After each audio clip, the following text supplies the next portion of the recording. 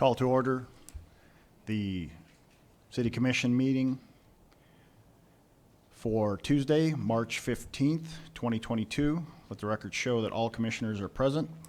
Mr. Winningham, are there any changes to the order of business? I'm going to say good evening, because I know it's evening somewhere, but good evening, Mr. President and Commission.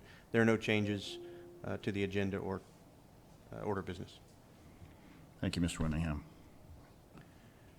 Any questions on the order of business? I look for a motion. Move to approve. Second. Motion to approve by Commissioner Oderman, second by Commissioner Frederick. All in favor, state aye. Aye. Opposed, same sign. Motion carries. Next item up is consent agenda. Are there any items on the consent agenda that commissioners wish to discuss? Hearing no discussion, I'd look for a motion on the consent agenda. Move to approve. We have a motion to approve the consent agenda by Commissioner Sobeluk, Second. second by Commissioner Walla. Any further discussion on the consent agenda? Hearing none, we'll vote. Mrs. Sobeluk? Aye. Ms. Walla? Aye. Mr. Frederick? Aye. Mr. Oderman? Aye. Chair votes aye. Motion carries. Our first item up this evening in Administration and Finance is our 2021 Amendments and Encumbrances, and this will be handled by City Accountant Morey. Welcome. Thank you, President Decker and Commissioners.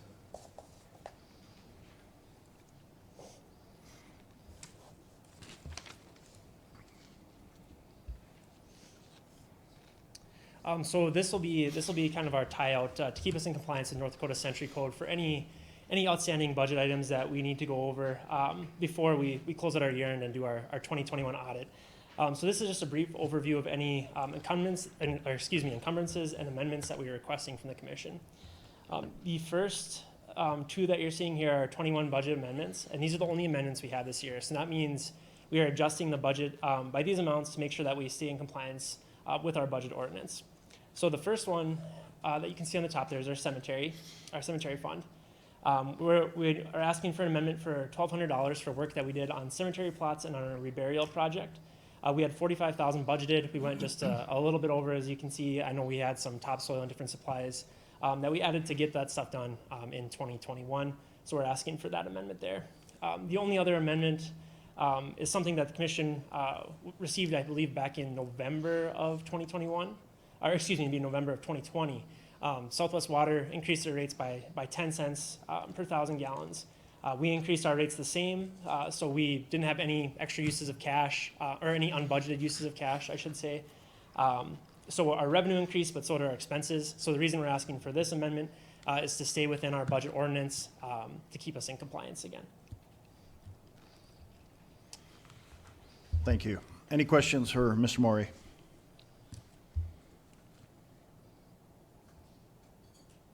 And as you stated, these are the only two, right? These are the only two amendments, and then we will go over the encumbrances after Okay. these. You need a separate vote on the amendments? I believe we can just do one. Okay. And then if there's no questions, you can continue to encumbrances. Thank you. As Mayor Decker mentioned, so moving on with our encumbrances. So the first two that you see here is for our museum. The first line is for technology. They were doing some work on their fire security monitoring system in 2021. The work will not be able to be completed in 2021, so we're asking for that remaining amount to be moved to the 2022 budget. The second item on there is for our exhibits. We had some items that were models from Serbia that they won't be able to get in time in 2021. So again, just asking for the approved budget to be moved from 2021 into 2022.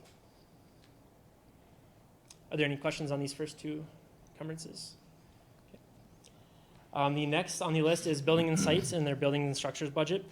They had some work done on will be having some work done on the street workstation office areas. It was, again, supply chain issues, which most of these are. So we're asking for this budget to be moved from 2021 into 2022. The next item up is our street department.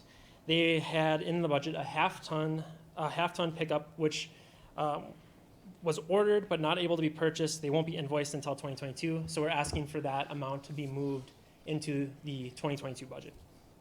The same situation goes for this next item as well, is forestry. They had a half-ton with a Tommy lift budgeted that they're asking for that amount to be moved into 2022. In our police department, we had $5,000 that we wanted to move to 2022. It was for administrative training for command level staff that was not able to be completed in 2021. So we are also asking for that $5,000 to be moved into the 2022 budget. The last general fund item I have for you is the digitization of the microfiche cards. So $35,000 budgeted in engineering. That they actually the company already has the items. They just won't be able to invoice us until the digitization is actually complete in 2022. And then the last four here are all enterprise fund items. The first one, it's the remaining amount for the North Water Tower installation and heater. We're asking for the remaining $37,000 in the budget to be moved to 2022. Again, supply chain issues. We weren't able to complete that in 2021. The next item is sewer buildings and structures. This was for bioxide treatment for our lift stations. Another item that wasn't able to be completed in 21, and we're asking to move that to 22. Similar situation with our stormwater building and structures. This is $60,000 for drainage by lift station 8, which is the Broadway lift station. And then the final encumbrance that we're requesting tonight is in solid waste. It's a light plant generator, a portable light plant with a diesel generator for $16,550. That was ordered, but it also will not be invoiced until it's delivered in 2022. So with that, I would do my best to answer any questions you might have, and city staff recommends approval. Thank you, Mr. Maury. Any questions for Mr. Maury on the amendments and encumbrances? This would be Resolution 06-2022.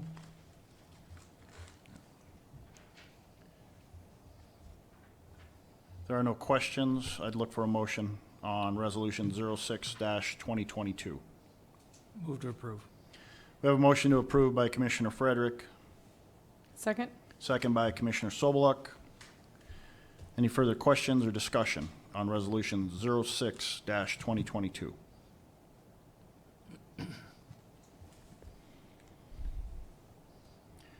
Hearing none, we'll vote. Mr. Frederick, Aye. Mrs. Sobeluk, Aye. Ms. Walla, Aye. Mr. Oderman. Aye. Chair votes aye. Motion carries. Thank you. Thank you. Our next item up, we have a Windmer Roll CPA contract for our 2021 audit, and this will be handled by Deputy City Administrator Carlson. Thank you, President Decker and Commissioners. Before you was the engagement letter that we have received for our 2021 audit work that will be done this spring in 22. And as Accountant Maury said, that with the amendments and encumbrances, now we can close out the books and stuff. And then with this engagement letter, the only thing I wanted to mention, it is the same as we did last year. And for payment-wise, it's between 40 and 44,000, and we have budgeted the amount in finance as the 48,000 as we normally do. So it's within the means of that. I have no concerns with the engagement letter, and I'll stand for any questions you may have for the audit. Thank you, Mrs. Carlson. Are there any questions for Mrs. Carlson on the 2021 audit in this engagement letter?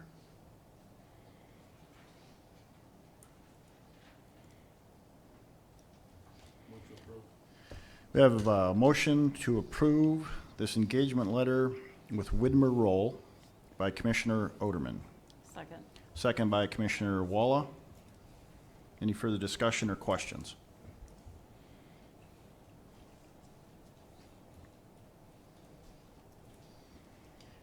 Hearing none, we'll vote. Mr. Oderman, Aye. Ms. Walla, Aye. Mr. Frederick, Aye. Mrs. Sobeluk. Aye. Chair votes aye. Motion carries. Thank you. Thank you. Our next item up is, as a commission, upon receiving, as a commission, Mr. Winningham's resignation, we did not have the discussion to accept the resignation. We did have a discussion at our special meeting to look into appointing an interim. So the first thing up that we must do is we have the consideration to approve that resignation for Mr. Winningham. Commissioners, are there any questions, comments? Not, I'd look for a motion on Mr. Winningham's resignation.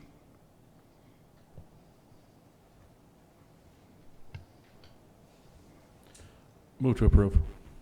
We have a motion to approve by Commissioner Oderman, Second.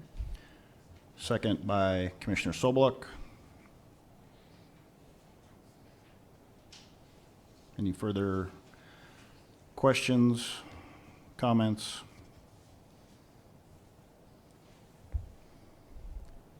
I would just say I wish I could vote no and force him to stay. Likewise.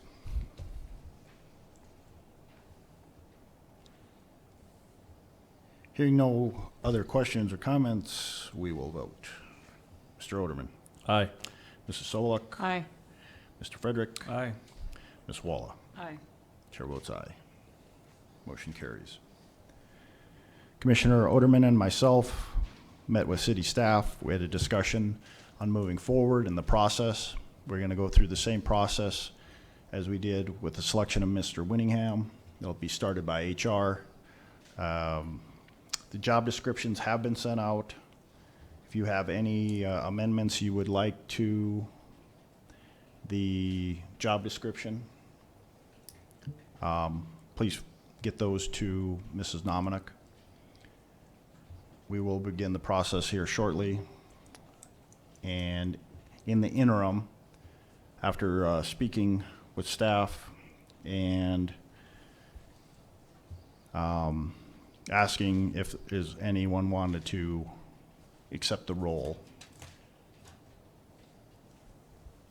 we have concluded that we will appoint, if he is willing, Chief Dossinger as our interim. So, Chief Dossinger, if you'd come forward.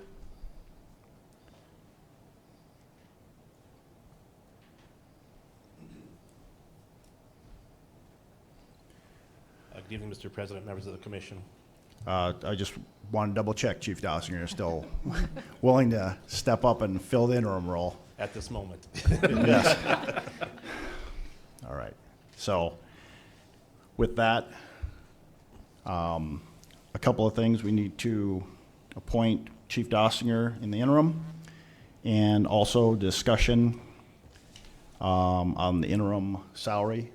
My recommendation, I consulted with Mrs. Carlson, my recommendation for the position that while he is in the interim would be in, if you take out the charts that I pass out, grade 2214, and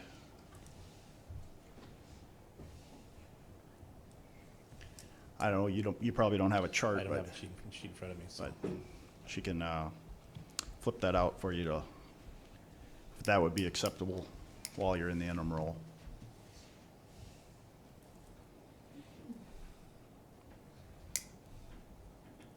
That would be acceptable.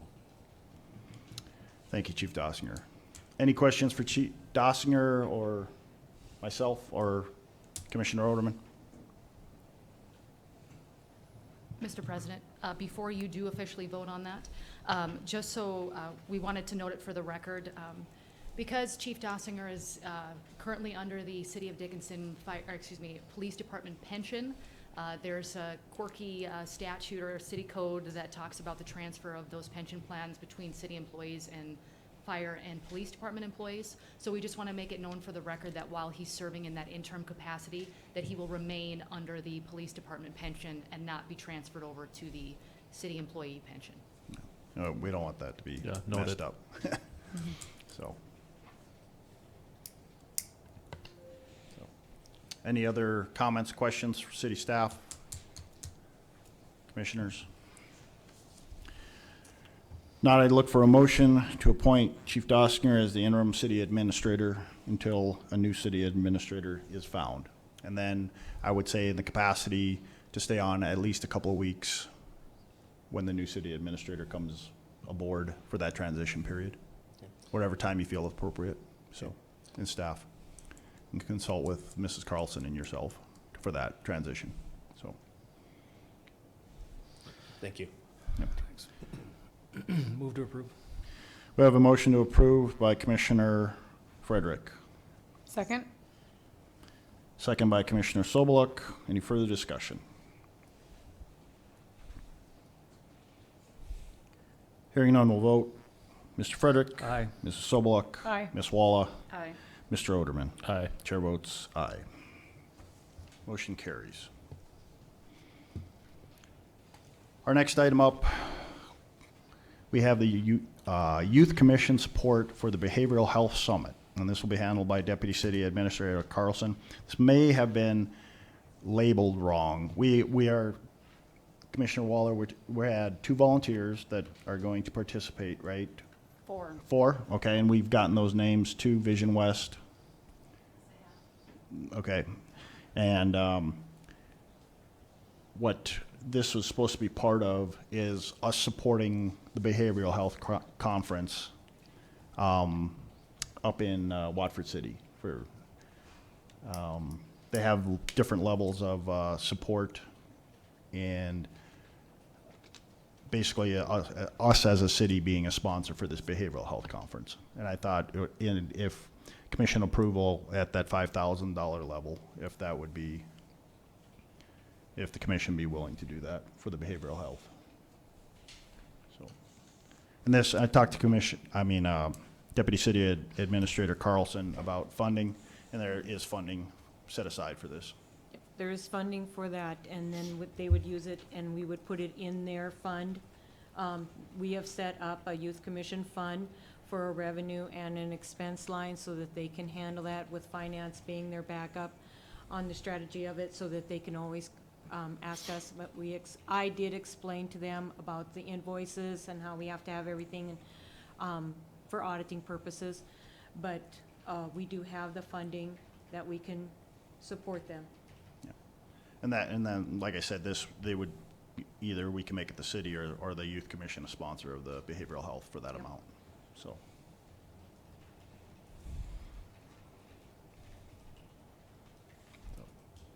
I guess I'd look for some discussion or a motion on that. I just want to say that I've been attending the youth commission meetings, and that group of young people is really impressive. They definitely have a vested interest in behavioral health, and it's something that we have long conversations about at each of their meetings. And being so 4 of them are attending, I think I would support the youth commission being the sponsor of it. I think it'd be a nice way to get the name out there, and they've even talked about how they want to stay engaged over the summer. So that is pretty impressive for young people who don't have a lot of better things probably in their mind to do during the summer, that want to come to the commission room and have 3 to 4 hour meetings. They've even talked about even opening it up for public comment from other young people in the community. So, yeah.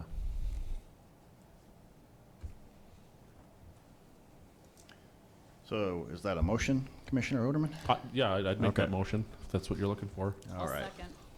All right, so we have a motion from Commissioner Oderman, second by Commissioner Walla, to the tune of $5,000 to be placed with the Youth Commission to help sponsor the Behavioral Health Conference in Watford City, put on by Vision West. So, any further discussion? Mr. President, I would just like to thank Commissioner Walla for stepping up to be a chaperone of sorts for the trip up to Watford City. Should be an interesting ride. So, there are no questions or comments, further comments. We'll go ahead and vote. Mr. Oderman, Aye. Ms. Walla, Aye. Mr. Frederick, Aye. Mrs. Sobeluk. Aye. Chair votes aye. And thank you very much. Our next item up is a report by Mrs. Dominic, our HR coordinator, and this is our monthly report. Good evening, Mr. President, Commissioners. First up on our hiring journal is an administrative assistant for Public Works.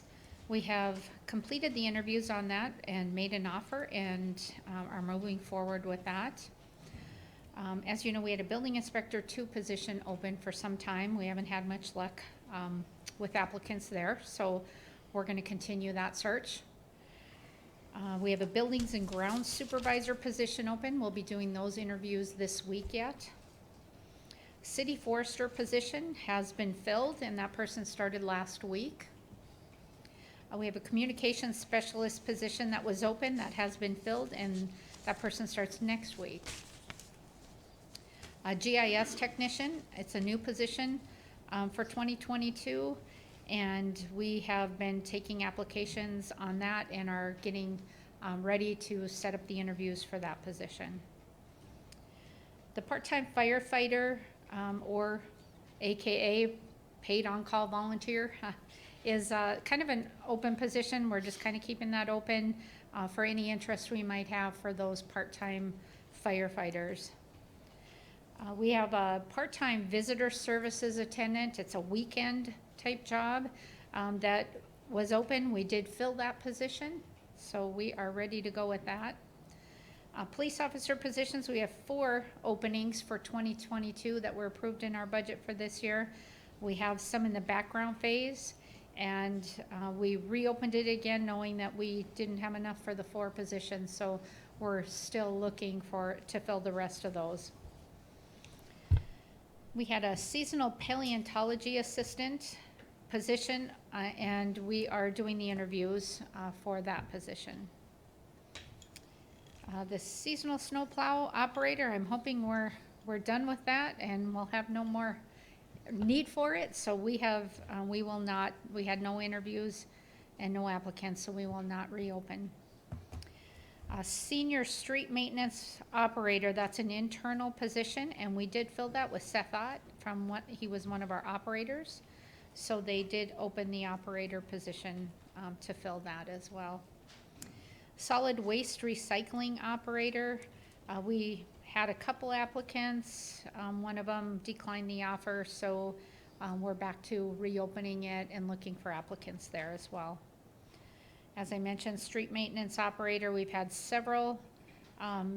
We had 4 openings. We did fill 2 of those positions, and they started last week. So we'll continue to look for street operators. Utilities manager, we did do some interviews for that position this week, and we have made an offer, so we'll wait to see how that turns out. We are gearing up for our seasonal hiring, so if anybody listening tonight knows anyone who's interested in seasonal positions, we'll have several of those to fill, a good number of them to fill for this summer. So that's all I have for you. Any questions? Thank you, Mrs. Nominick. Any questions for Mrs. Nominick on the monthly hiring journal? It's good to see names and applicants coming through. Yes. great. Yes. And good hires. All right. Thank you. Thank you. Our next item up is public safety, and we have one monthly report, and this will be handled this evening by Interim City Administrator Dossinger. Good evening again, Mr. President, members of the Commission. I'm before you with the February monthly report for the Dickinson Police Department.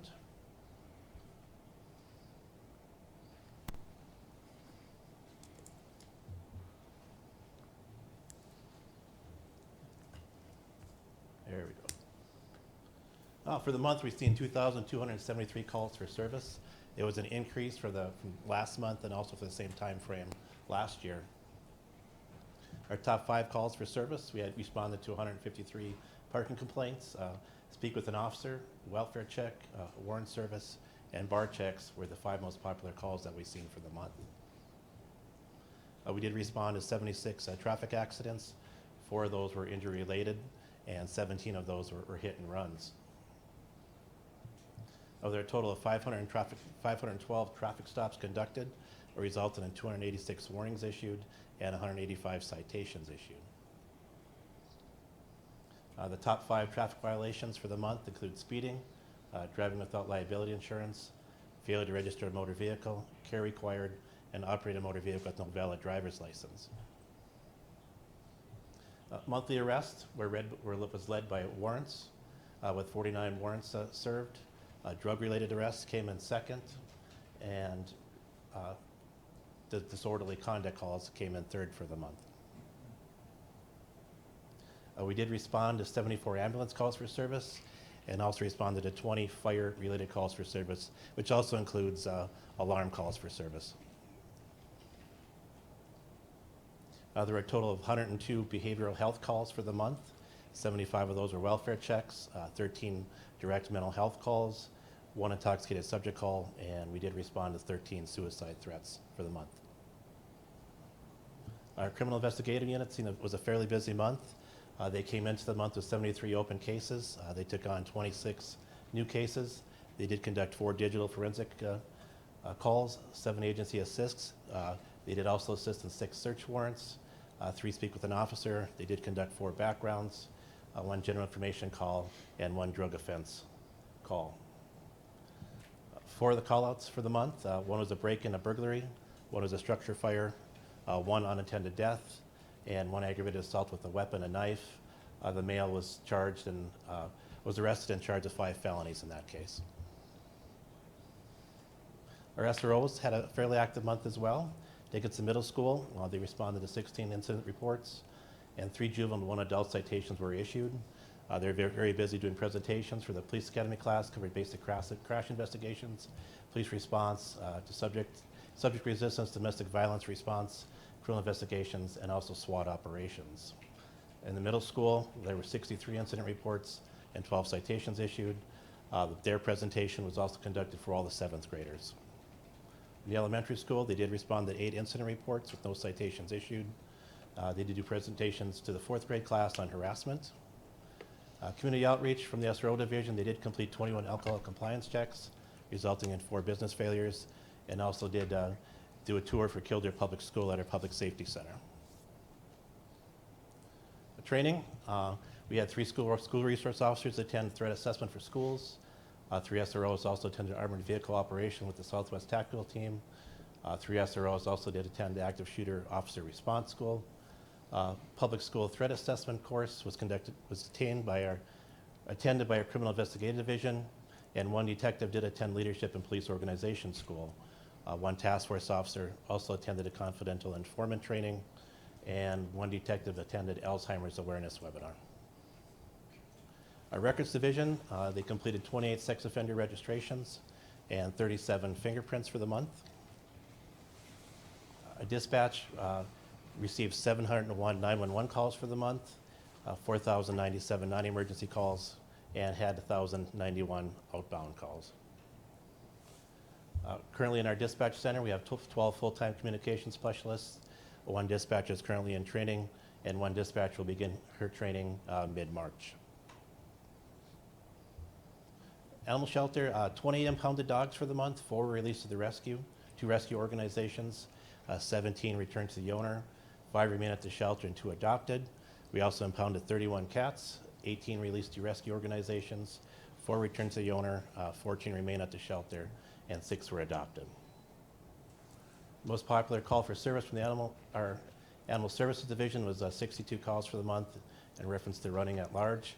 As the weather gets nice, especially with people out walking, there's more and more people calling in animal calls. Alcohol compliance checks. We did conduct alcohol compliance checks on Monday, February 28th. There were 4 failures.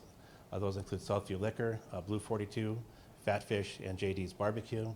We also conducted an alcohol compliance check this month on Thursday, March 3rd. There was 1 failure, which was Sanford Grove and Pub. There was 1 promotional event held in the month of February. Corporal Sam Oki took her position as corporal. And we want to thank Southside Saloon. They did donate $5,000 for us from their gaming funds to purchase a handheld radar unit. And we did have 1 episode off the cuff that we produced for the month featuring Lieutenant Matt Hansen. Are there any questions? Any questions?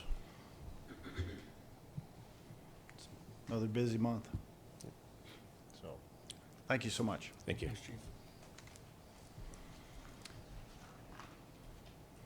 Well, we have some individuals in the back at 5 o'clock timetable, and I hear they're pretty excited to come into Dickinson. So I'd like to welcome Moose International to the city of Dickinson.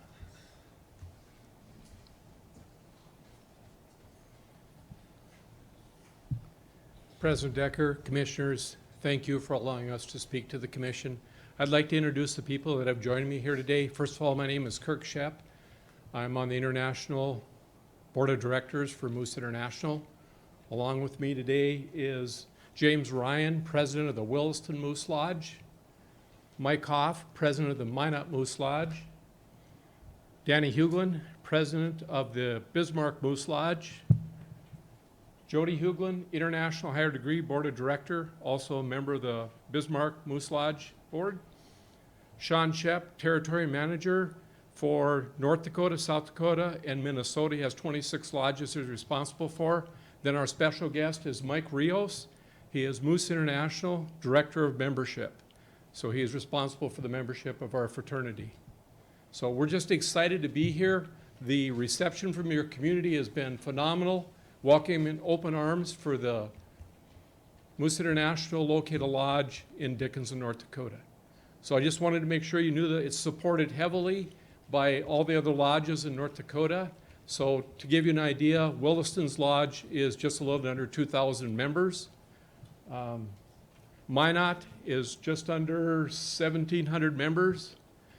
Bismarck Mandan has right around 1,700 members. So these lodges are not small.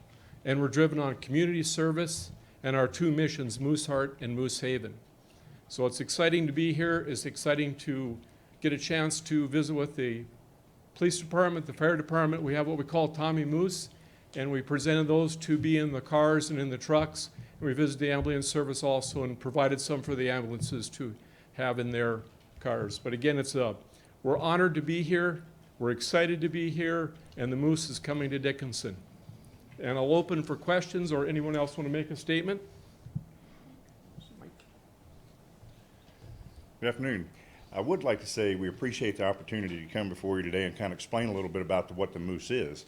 And there are some old misconceptions, but we house a child city located east of Chicago in Moose Heart, Illinois. Right now we have 125 children, and we take care of them from infancy all the way up to adulthood, and even with scholarships, sending them to college. These are children that would otherwise not have a chance unless the Moose intervened. That is part of our philanthropic efforts with the Moose on an international scale. We have a little over 1,400 lodges nationwide and in Canada, and about over 850,000 members nationwide. The presence in this community would be geared toward community service, and that would be our goal, and also provide a social atmosphere for people to go to in a safe environment and socialize, and also participate in community service efforts. So the new paradigm of all the new Moose Lodges that we open up, we're going into the communities and asking how we can help, what the needs are, and how we can help provide that. And the Moose International organization, as umbrella of all the lodges, we are in support of this initiative, very excited about this initiative, and we'll do anything we can do to make it successful. We have the resources, we have obviously the dedicated individuals able to make it happen, and we're just asking for an opportunity to show you what we can bring to this community, and we appreciate the opportunity to come before you today. Thank you. Well, we appreciate you giving Dickinson this opportunity, and I understand that you're going to have a gathering here this fall, possibly? They say I talk too much. We'll be holding our annual convention in Dickinson, North Dakota. The Hawthorne is our host hotel, and the Eagles have been so gracious to allow us to use their venue for our annual convention. So we will be in on the city of Dickinson October 6th, 7th, and 8th, and we're excited to come to Dickinson. We will be looking at instituting that lodge before or at that annual convention. And how many members are you anticipating? For About this? 1,000. 1,000? Oh, So we're very excited. And we'll answer any questions you may have. and you're looking right now for prospective, Correct. Today was just basically getting to the community to know about us and kind of tell what our missions are.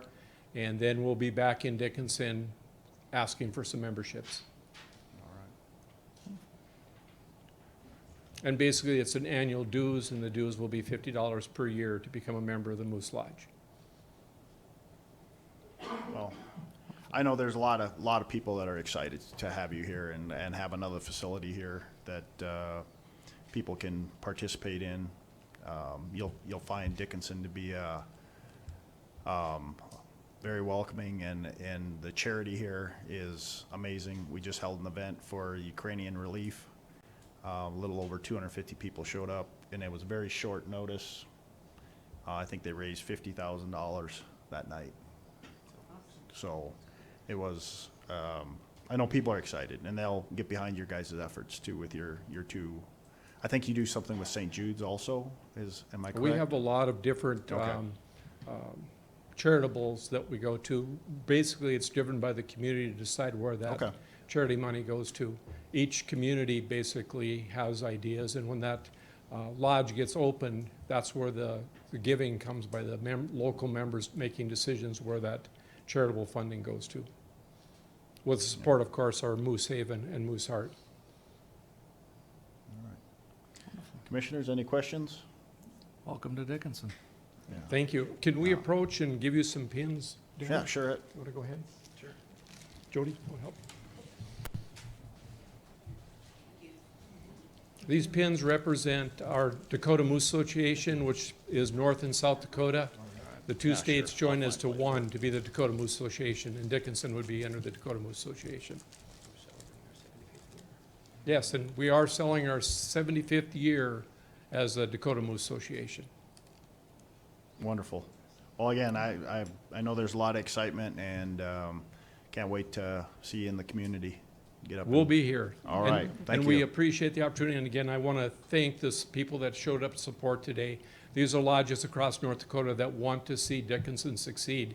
So this is absolutely something that's very important in our lives to bring a lodge to Dickinson, North Dakota. Well, thank you so much. Thank you. Thank you.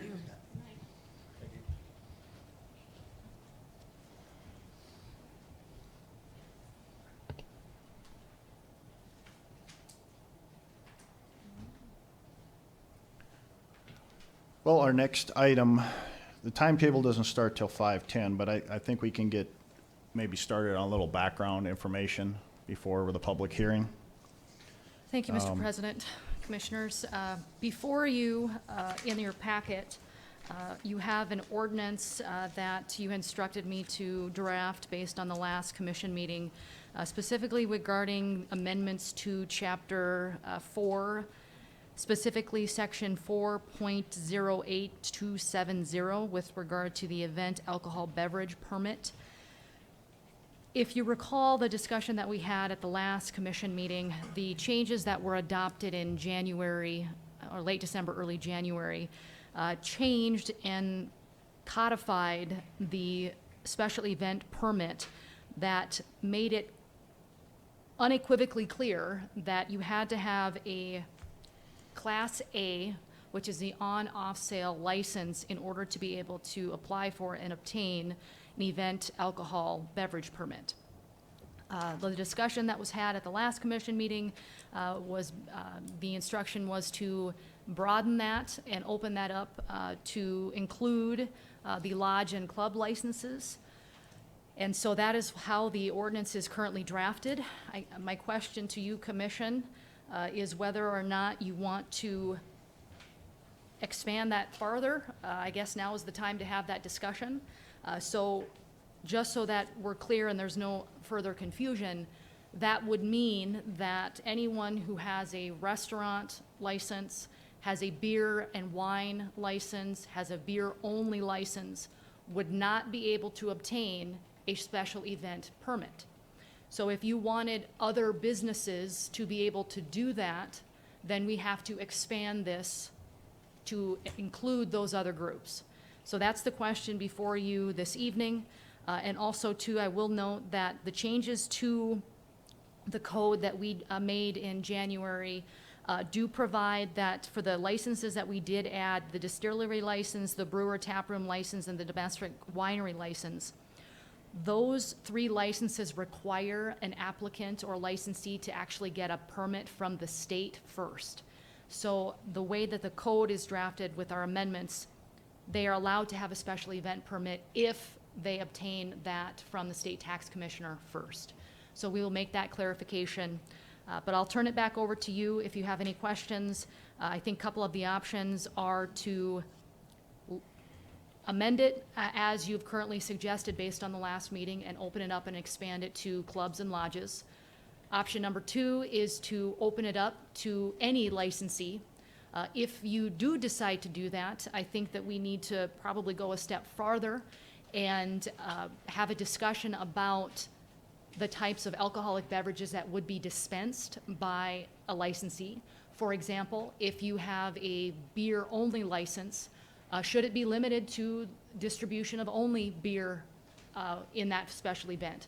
So we have I just want to have that further discussion and conversation so we can get this going in the direction that you all want to see. And I, again, open up for questions if you have any. My understanding is since our last meeting, there has been a couple of requests too from individuals, one being a restaurant. They were contacted to supply the food, and they would, under this special permit, would also like to supply the alcohol. And in my opinion, again, I would be fine as long expanding this to the restaurants, as long as they're catering the food, that they also be able to provide the alcohol. I don't know why there has to be a separate license holder on the facility when they're already supplying the food, be whatever restaurant. But that would be under the license as a restaurant. They'd have to cater the event. They'd have to provide the food. They just couldn't come in and say, we're going to do a special liquor event and not cater the food. It'd be under the purview of their license, because that's what their license is. They're a restaurant license. So they'd have to cater the event, and then they'd also be allowed to provide the alcohol for that event. I think the challenges for a lot of the community members that are running these special events is finding an establishment with enough staff to help them. And the restaurants are stepping up and filling that gap right now. I don't know if all the bars can do that with their limited staff, have a special event and run their bars, or the liquor stores, but I know that's why some of these events have stepped up, like Make-A-Wish, that King of the North that's coming up, some of these other ones. They're just trying to find somebody that can actually service the event. So I guess my recommendation would be to have the on-off sale license, the lodging clubs, and any restaurants. If we wanted to expand that, I agree with Mrs. Winko. If it goes to the other licenses, they could only serve what their license allows. So if they put in for a special use permit and they have a beer only, that's all they're serving is beer. So, Mr. President, Mr. Odom. the thing I struggle with expanding it out to everybody is, we have an eye clinic that has a liquor license. We have a barber shop that has a liquor license. Do they really, I guess I struggle with a business where it's like supplemental to their business, being able to cater off-site and set up a wet bar. And that's a fair point about the restaurants. I, as somebody who has planned events in Dickinson, it can be very, very hard to find a business that's willing to share their liquor license with you so that you can hold your event and provide alcohol. And staff. And staff. And that's a real concern. I think that was the big concern 2 weeks ago when the Eagles made their presentation during the public comment period. I think the reason I leaned towards the lodge club licenses being included was, I think if you ask the average Dickinson citizen, what do you see the Eagles as or St. A's as? They would say, I see it as a bar. And they know it's a lodge and club, but to them it's a bar. And so to me, it made sense to include them because that's a reasonable expectation that the Eagles, St. A's, maybe the Elks, I haven't seen their balance sheets, but a good portion of their revenue is from alcohol. Restaurants, on the other hand, maybe they are, maybe they aren't. But I know that there's a certain percentage that has to be food to get that 51%. restaurant license.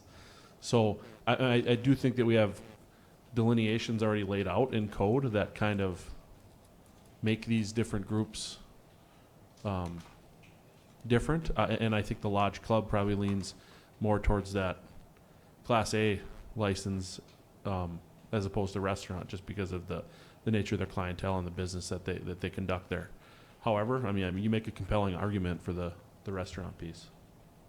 Especially, I mean, if you're already going to be there catering the meal, why not also be able to cater the alcohol? So I would have no objection to that. However, my first choice would be just as Attorney Wanko has presented it here. I have one question, and I'll direct this towards Attorney Winkle. When, with our past ordinance, what it was 6 months ago, were we allowing restaurants or other liquor licenses? We allowed the lodges and the Class A liquor license holders, but could other people also do special events? My understanding, Commissioner Sobluck, is yes. I think that was allowed by city staff to some degree, and Ms. Binstock can address those applicants. Has it been a past practice?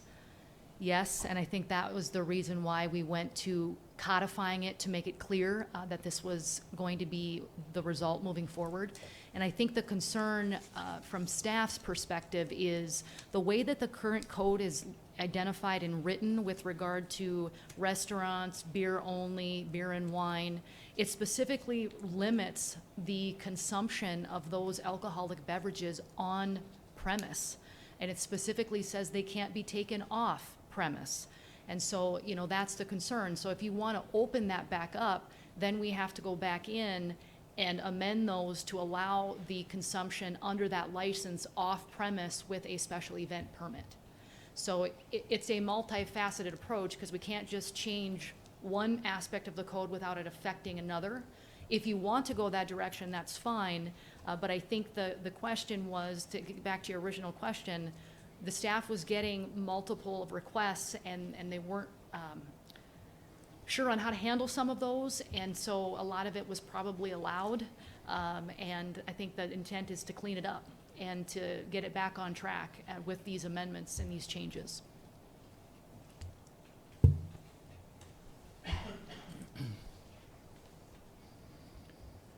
Well, I'll stand by my original comments. I would amend this to include one more set of licenses, and that would be the restaurants. Because if they're asked to cater, I think they should be given the opportunity to also provide the liquor at these events. So beyond that, I guess. Ms. Binstock, roughly how many of these do we issue a year?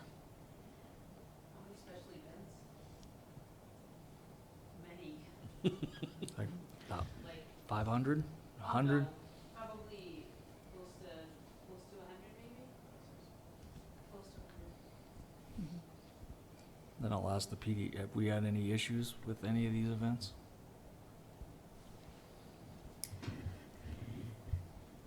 We only allowed them to have beer and wine off premises for anyone. We never allowed any of them to have hard alcohol. We only allowed, in the past, the attorneys in the past had only suggested that we allow beer and wine to be served at special events, not any hard alcohol. Did that, That is correct. did that change recently? Because I'm a former bar owner and we used to do many events with every kind of alcohol. It hasn't changed recently. One thing to keep in mind is, consistency. In the past, the Class A licenses were the ones that were allowed to take their liquor license off-site. There was one exception. First one that started that was a hockey event at the Ice Arena, I believe, last year or the year before, in which Blue 42 wanted to take their liquor license off-site. That head was cleared by city administration to allow that one. When those permits come to the police department, we had strictly been consistent in only allowing those with Class A licenses to take those, to have those special events. Keep in mind, when these liquor licenses, if they take them off-site, they're still responsible for those liquor licenses. So if there's a failure and they're serving a minor, they're still held responsible Right. for that. And I would at expect that. location. So, I would expect that. but we see multiple permits requests come across to, I think 100 is probably a fair number that we see every year for these events. Do we have huge issues with them? No. As far as, we don't see a lot of issues with it as far as from a law enforcement standpoint.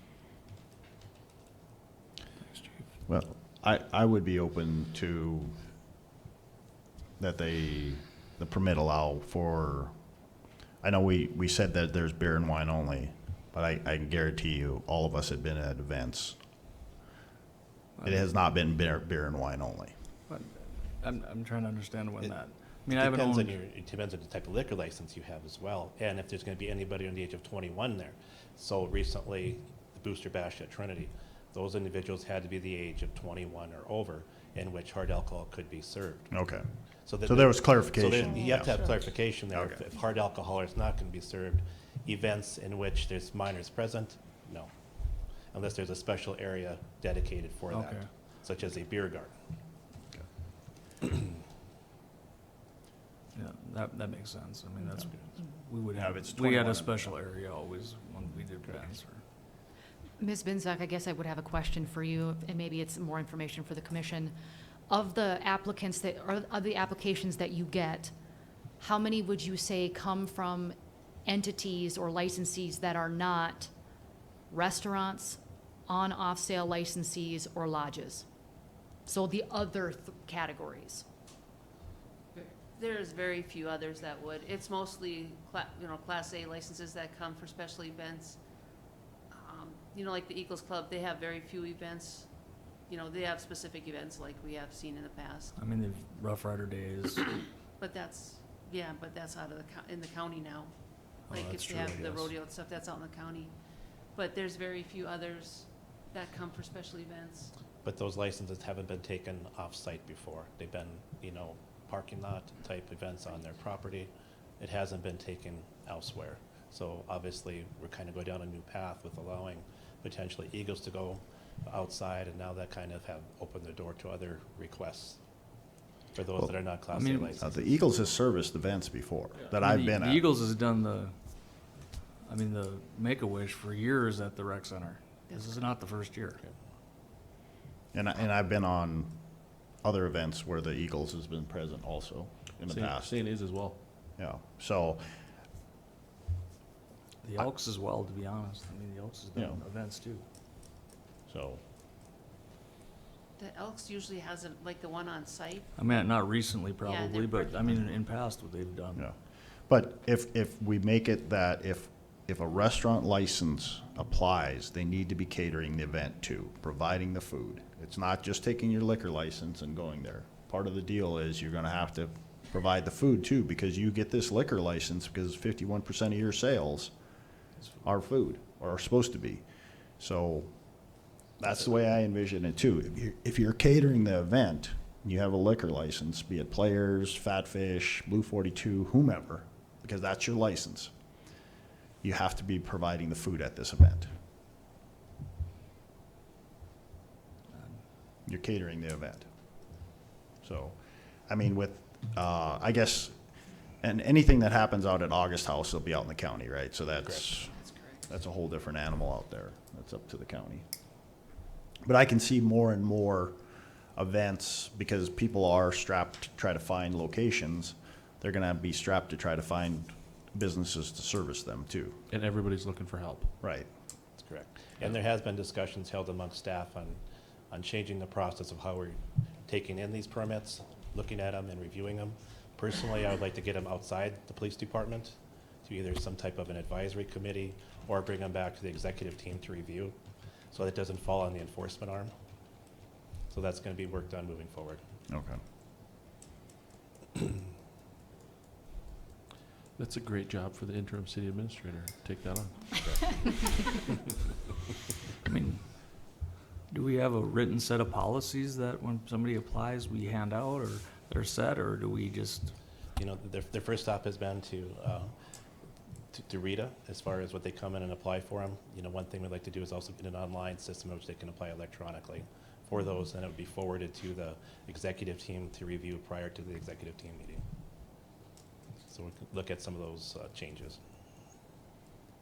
And one thing then we do have to hold true then, if they're required to submit these applications 7 days prior to an event, we have to hold that so somebody just doesn't come in with a permit 2 days before and it doesn't get reviewed. Yeah.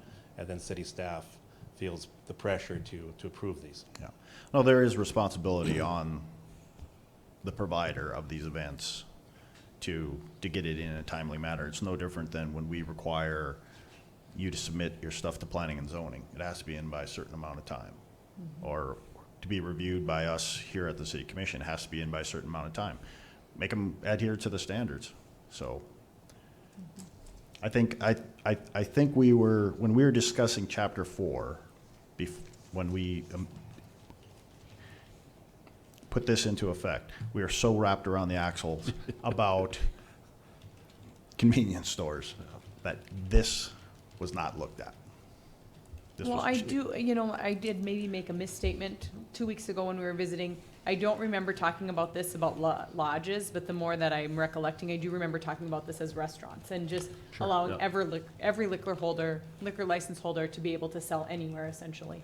And, I would be in agreement with the lodges being able to sell it, at a permit, a special event permit, especially since that is their, most of those charities, they donate it all back to. But, and they're mainly, like John mentioned, they're mainly, like a bar.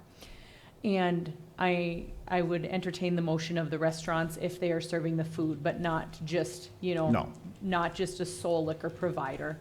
And I haven't chewed on that one at all, so I would vote for it today, but I would have to digest it more before our second reading. That's so surprising. So,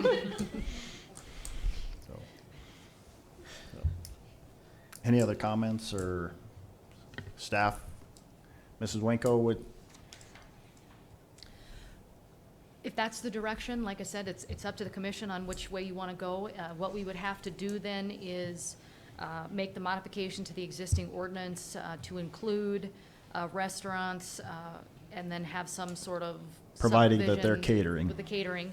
Yeah. And then also too, I think what we'll probably do to make it a little bit more clear is going back and amending the prior section, which is 4.08060, which outlines the specific licenses requirements. What we'll probably do there, under the restaurant license, where it does require that it be sold on premise, we'll have to make an exception that says that it, unless in the event of a special event permit issued by other subsection. So that will be another amendment that will be forthcoming in a different ordinance, because that one I was not prepared for, so. So if you want to, if the commission feels it prudent to move forward with the first reading, then I would have you entertain that with a modification.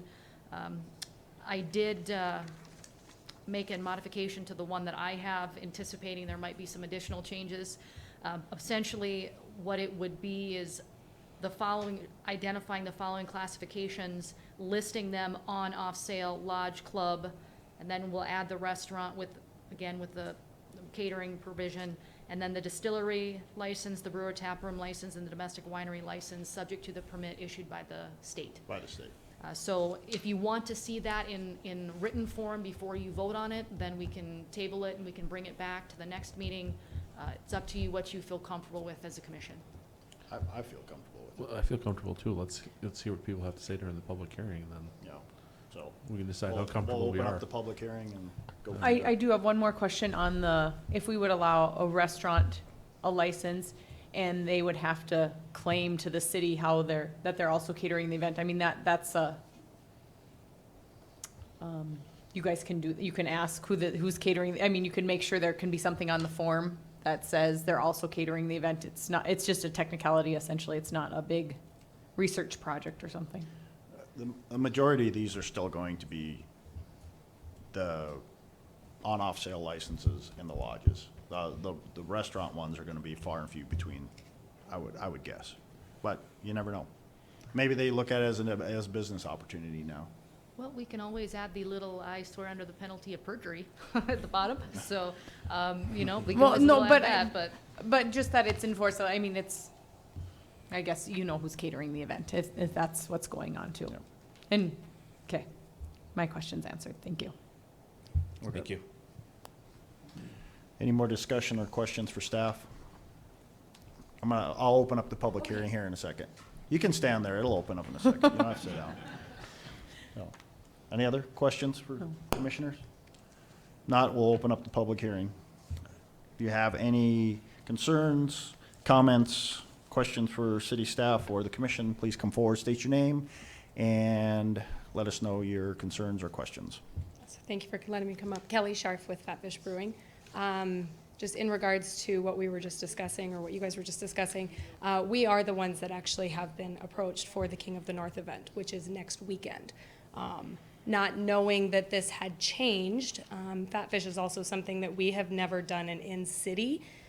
We have taken our license off in the county before. We have not done one in the city. We've done permits at our own facility, but they have requested us to be their caterer, so we are doing all of their food.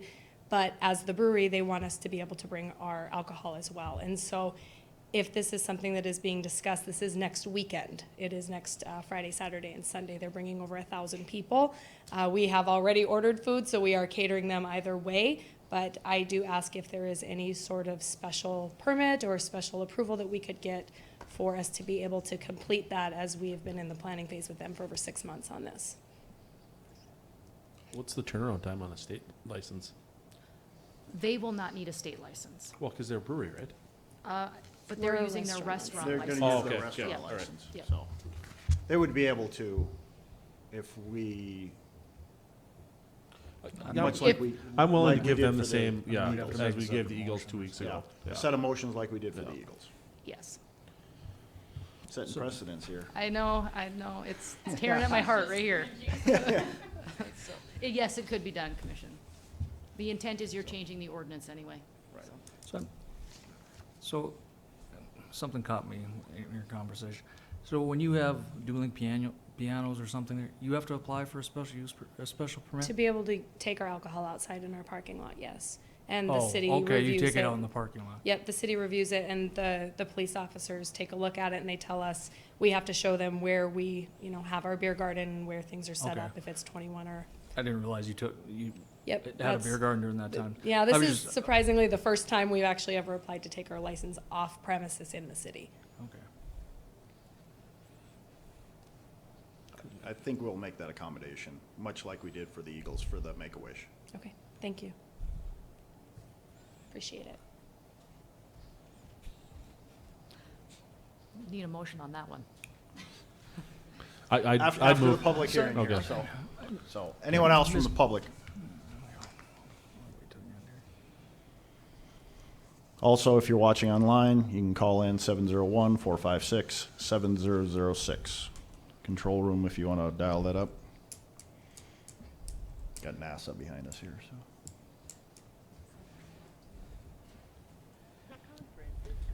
Anyone from the public?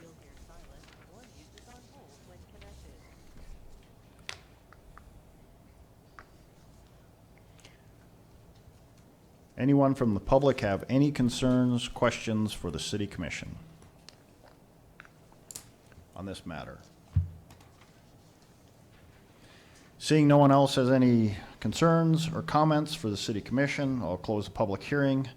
Commissioner Frederick, you had a comment or question? Well, I guess, speaking to Ms. Binstock the other day about some of this stuff, I mean, well, I asked if we have any written policies of what's required and how it has to be done is, I mean, she had brought up some situations where a beer and wine licensee had a whiskey tasting. But did they apply for the event permit? Did anybody apply for the event permit?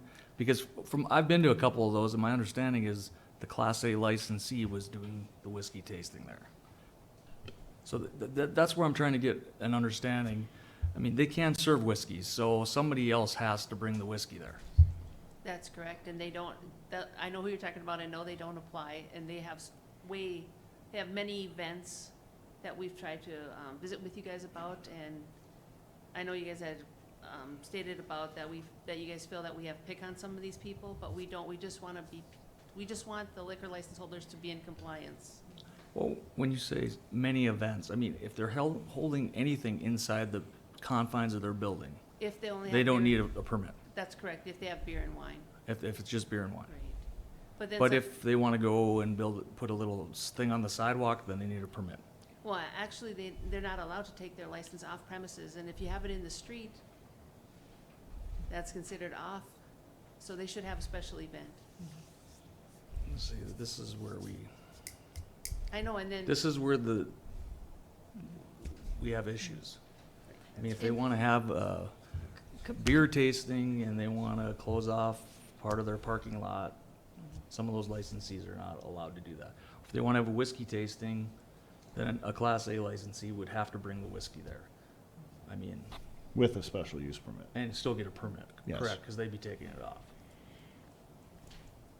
And Commissioner Frederick, to answer that question, I think, and maybe Chief Dossinger can answer this, I think the PD has allowed certain establishments to use a little bit of their outside areas in some respects. When they have applied for a special event permit, keep in mind when they apply for their alcohol license, they have to identify the alcohol service area. So that's the interior of the building, or potentially a patio. The parking lot area where they have, that's why they have to get a special event permit, because that is not a designated alcohol service area. Hence the special on the special use. And that's a special Yes. event permit, a special use permit. But according to what we're talking about here, they're not allowed to do it at all. Am I correct? No. If it's inside the facility, Yes. But I Not a mean, they problem. can't, but we've allowed them to, some of facilities to do it in their parking lot with a special permit, but, I mean, we're saying right now that we've not allowed it, and that we're not, that's where my confusion comes in. I mean, We've allowed it when they've got a special event permit. But Without the permit, they're not supposed to do that. correct, but what you're saying is that they're not allowed to do it, or They- Rita's saying that they're not allowed to take it outside no matter what, because it's not allowable, I because think it's off the premises then. in the past, there has been a certain circumstance where that establishment has been allowed to go slightly outside of premise. I don't know if it's a patio area or whatnot. Should it have been allowed? I guess it's a question. But the answer is, what do we do moving forward? How do we clean it up? What expectations do we set for all of those business holders to say this is the expectation of the city moving forward? Well, and then that's where the clarity comes in on my part. I mean, do we want to not allow them to have something once in a while? I mean, if they're doing it every weekend, maybe that's a different story, but if a couple times a year in the summer, do we want them to have that ability or not? I guess my question would be, why couldn't they do the same thing that like other organizations in town do, like where they go to a Class A liquor license holder and say, hey, we'd like to have a whiskey tasting. Would you come and provide whiskey at this event? And I believe that's what they're doing. What I'm talking about is if they want to rope off a little bit of their parking lot for one event a year, a cigar thing, and have extra people and they want to serve beer out there. I mean, like a patio permit for especially, I mean, it's a discussion point. That we don't want to do this again. This is Yeah, like no, I probably the agree, fifth I time agree. I've done this since I I've been agree. on here in 6 years, so. The question, I think, to that, Commissioner Frederick, is, and I think the city staff would say that, yes, you should get a permit. Because one, we want to know what's being dispensed outside of that area in that non-designated service area, and it's a way for them to monitor it. So if it hasn't been done, it should be done, and it's a way for city staff to track it. So we don't want to, but then if you do that, then again, we have to allow it under this parameter because they wouldn't have the ability to go off-site with the permit, Well, with the license. I mean, that's where I'm going. That's where I'm going with this. I mean, this is the clarity thing we need to get cleaned up. I believe they've asked for a permit when they've done those events. Most of the time they ask. There are several times Or that we have apply for, already. but what you're saying is they can't even apply for a permit because it would not be allowed. Well, they could. No. They would just If have, it's- if they would it's- have to have another liquor license holder come and provide the liquor. Correct. They could still hold the event. Even their own beer and wine, they couldn't serve out there. That's, It's gotta be on premise, so that's inside inside their four walls then. yes. That's what the intent would be, because So it's in that They designated wanted to service serve their areas. beer and wine for one event a year or two events a year and close off 100 square feet of their parking lot and have a beer garden. That would not be allowed. It would be considered off premise. I'm not saying, talking about bringing in liquor. I'm talking about what they're licensed for. Or a wine tasting or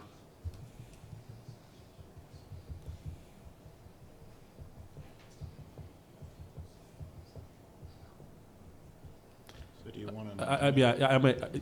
well, They're a barber shop. I want to make, we want to have clarity here, so.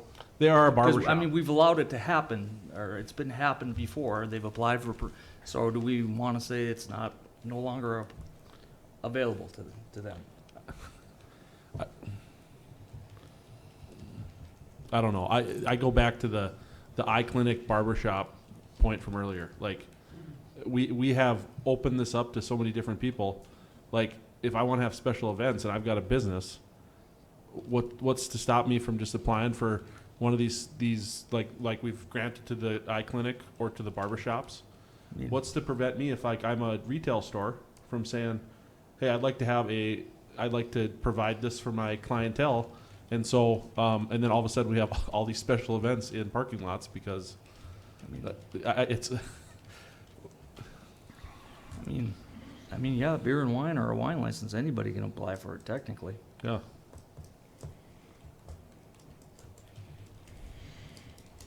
I mean, like I said, we talk about setting precedents, but we have a precedence out there already. And that's that- what the staff want clarification on. Well, I think everybody does. I mean, so do we want to? So when places like this are serving alcohol, is it on their private property, or are they like using the neighbor's space, or like could there be something in there that you can apply for a special use permit on the confines of your property, but not in that, within the four walls, if it's a beer garden type of event, that it's not, they can take it anywhere, but if it's, An example is when the beer gardens, we close down streets for the beer gardens, For Rough Rider Days, correct? Rough Rider Days. Yep. So that's public right of way. Technically, the sidewalks are public right of way, and portions of those get closed off also by different Yeah, establishments. I mean, there's different bars downtown that close off the public sidewalk too. Right. And have little That's what I patio mean. areas. I mean, And that they have to require to get a sidewalk permit, and that goes to Mr. Schwint's office to approve those. If he's here, maybe he'd like to comment on that. but I mean, are those allowed in here? I mean, I don't see anything about those in here. That's another thing I'm asking. About I the mean, sidewalk? these serving their alcohol outside their walls on the sidewalk. 'Cause, I mean, we do that now too. I think, again, the intent would be that the alcohol is being dispensed in the normal course of business in the designated area. If you want to dispense it outside of that, you need a special event permit. I'm okay with that, but what we're saying is that they won't be able to anymore. And that's a decision for all of you.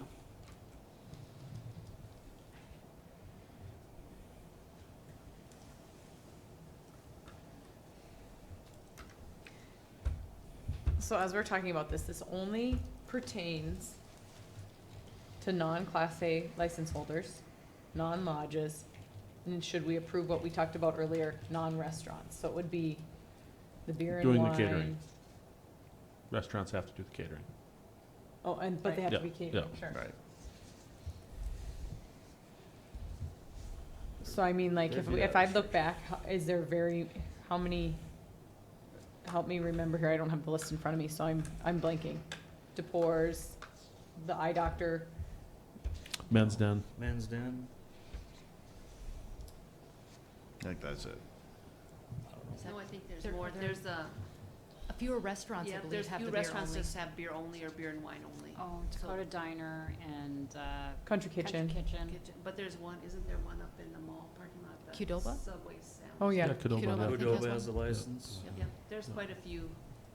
a beer license.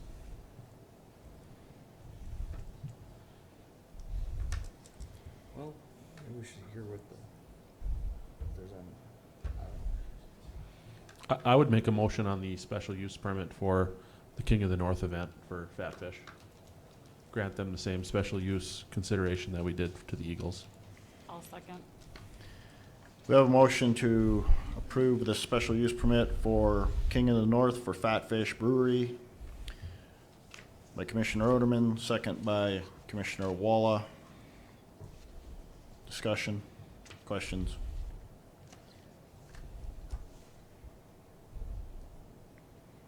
Hearing none, we'll vote. Mr. Oderman? Aye. Ms. Walla? Aye. Mr. Frederick? Aye. Mrs. Sobeluk? No. Chair votes aye, motion carries. Back to our discussion on the amendments.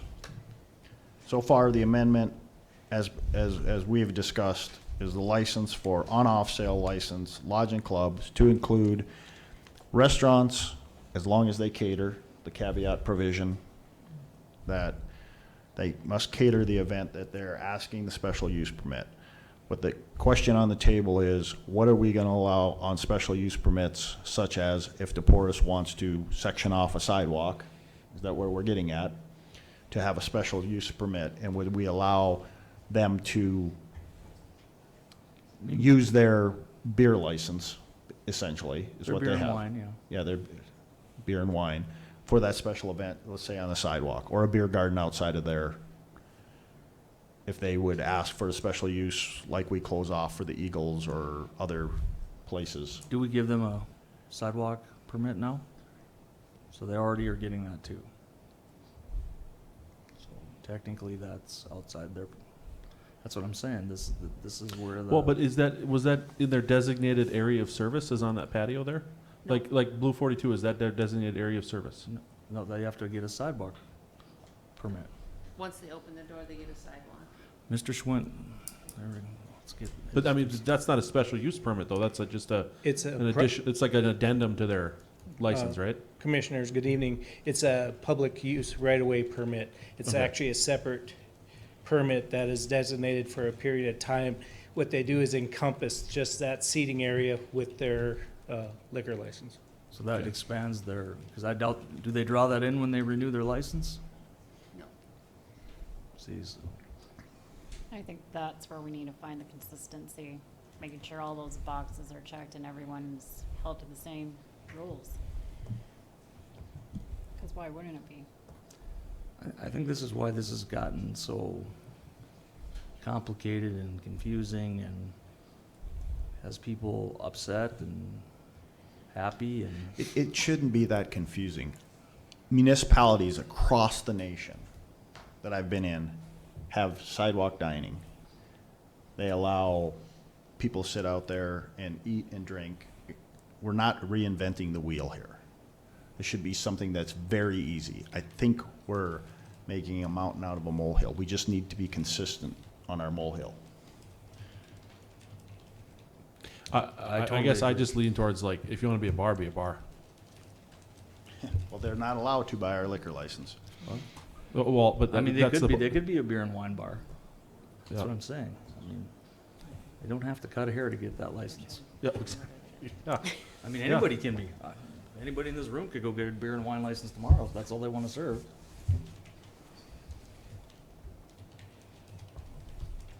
Obviously, there's caveats to that. They can't do off-sale, so they can, you know, but.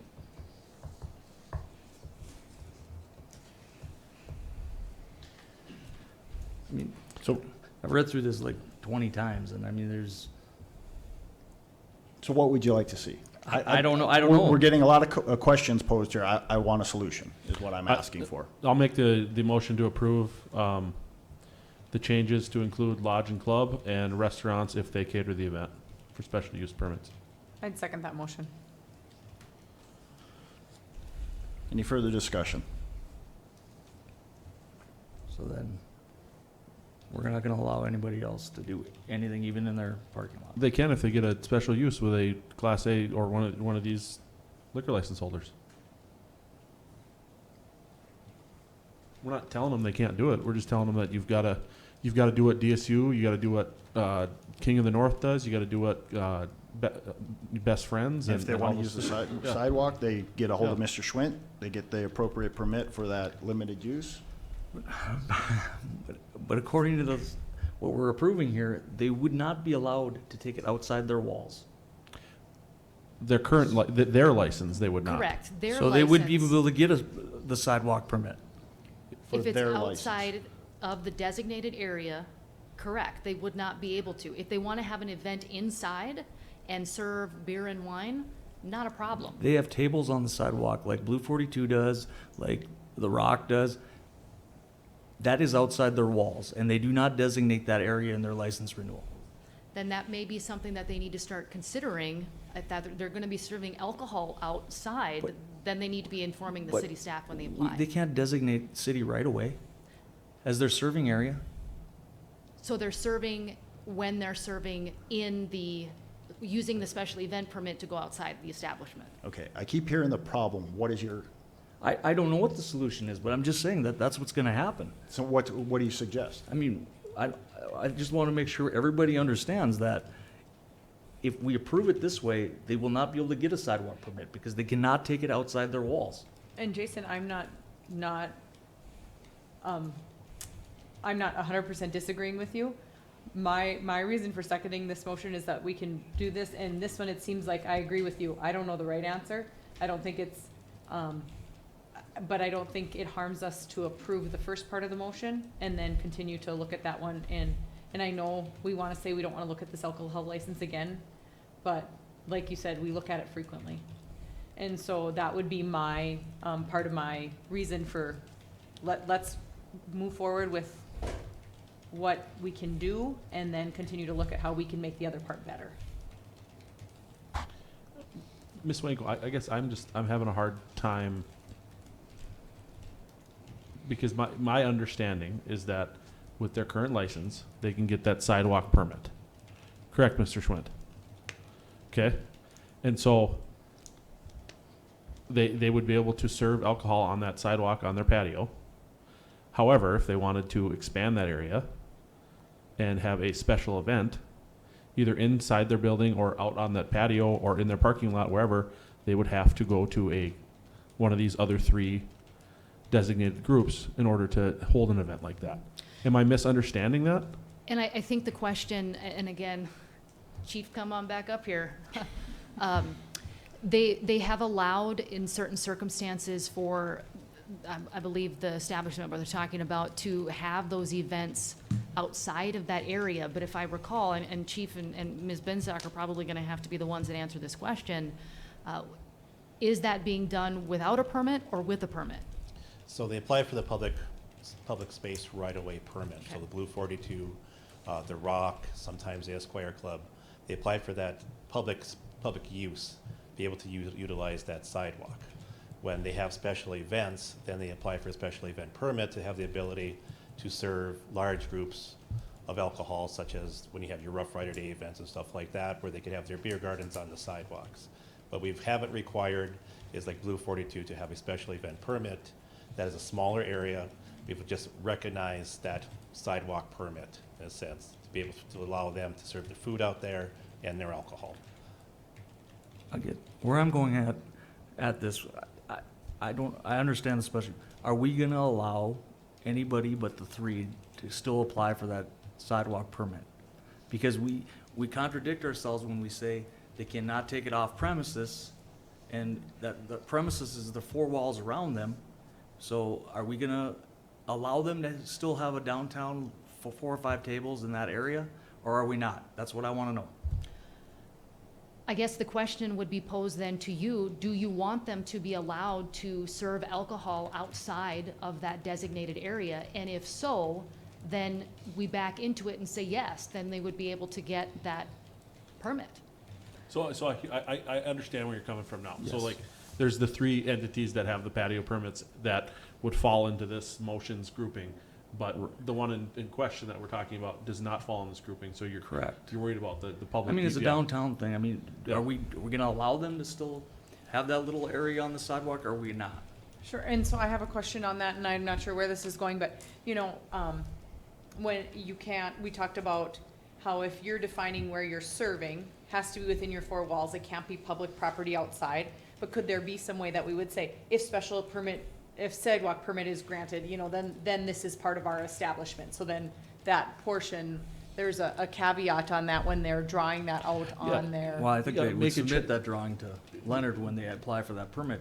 I just wanna know. But if it could be on their annual renewal, so it's part of it, so it's Right. it's part of their establishment, they're not taking it off-site. Yeah, can you make a change to the sidewalk permitting process as opposed to the liquor license? Well, no, I'm I still think they talking would have to liquor put on their license, too. liquor license drawing, right? Because don't Right. they have to designate Okay. on their liquor license application where they're serving? And the public space right-of-way permit expires. It's not something that's year-round. Sure, okay. So that's something they have to apply for every Yeah, year. I mean, what do we normally give them, the summer? Correct. Typically, yeah. Yeah. I mean, they're not gonna sit out there You wanna in sit there? January, I don't You think. could today. That's the only thing I want that clarity. I mean, we don't wanna allow them to have the special use in the parking lot, that's fine, but are we gonna still allow them to have the sidewalk? Or any business that has that license downtown? I mean, we have another restaurant that's about to open down there. You know, I would just make the suggestion that it be part of the licensing permit in the future. We're gonna Yeah, license then we can approve it sidewalk? as a commission, we can approve that. We're gonna license the sidewalk during their annual? Like where What- Blue 42, Yeah. they're offset What if they designate it as a temporary? as a temporary serving area. In the city's And right away? Well, yeah, that's a And pretty it- clean fix to this, I think. Then we can decide whether or not we want to grant the sidewalk permit, and you can just grant the sidewalk permit from January 1 to December 31st. In the serving area. So that way, the liquor license What's coordinates with what's the what concerns? they're already doing, Yeah. basically. What they're doing already, what are the concerns? I think the concern is obviously one, consistency, and making sure that city staff know where alcohol is being dispensed outside of that designated area and when. And that's the concern. That's why we have, when you apply, a licensee applies, it's very specific on your application where in fact you're gonna be doing that. If we need to look at the application process, yes, that's a possibility. It's another avenue to explore.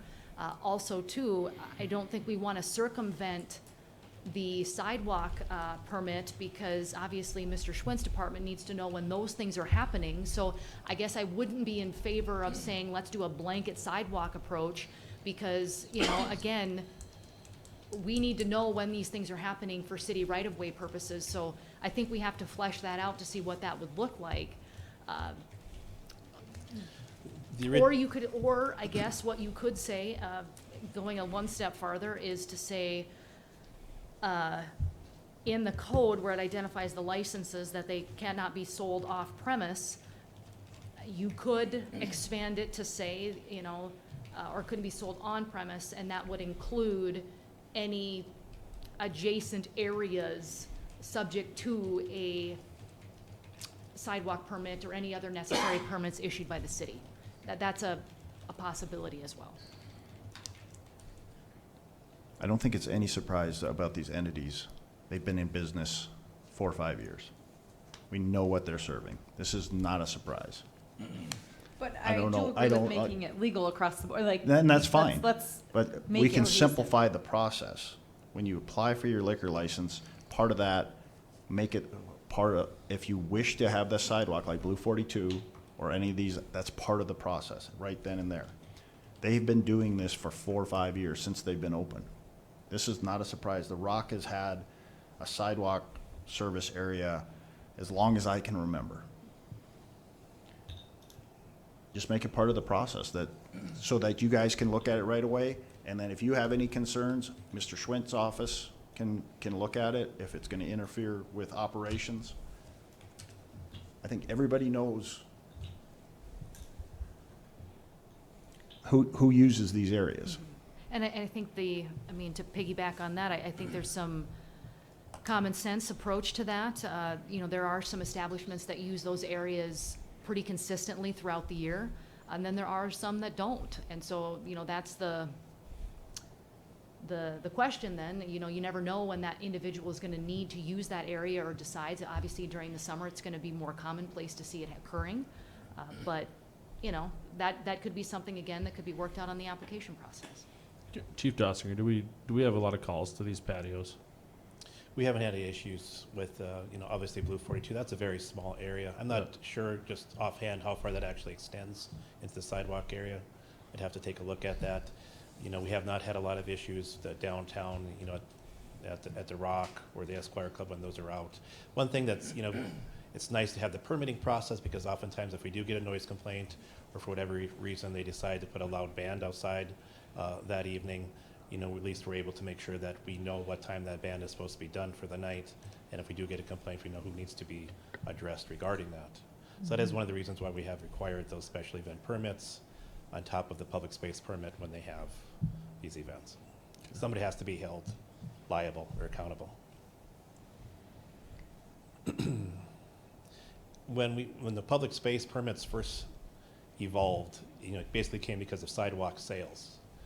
And when this was being drafted or written up, there's a strong proponent for people that thought there should be a food component in regard to this, as well as tables, rather than just alcoholic beverages.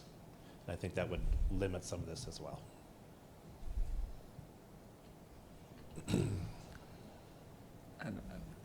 I just think we're just making it harder than it has to be. But I mean, you go to any downtown across the country, I mean, there's people having beers outside in front of restaurants, bars, whatever. I mean, like you said, we're making a mountain out of a molehill when this could be just some easy solutions. Well, and I think Mrs. Wanko made a valid solution. Adjacent areas with a special use permit. That seems like a caveat that then it's very appropriate, and the police know when it's a legal time to be out there. And in my mind, that seems like a sane solution. Well, because I mean, my response to that would be, do you see people drinking on the sidewalks outside of barbershops and eye clinics in downtowns all over America? And I would say you don't. They're outside bars or lodges or clubs or restaurants. I mean, we'll go back to the barbershop thing, but I mean, they could be a bar that cuts hair. I mean, there's no limitation to this license, so.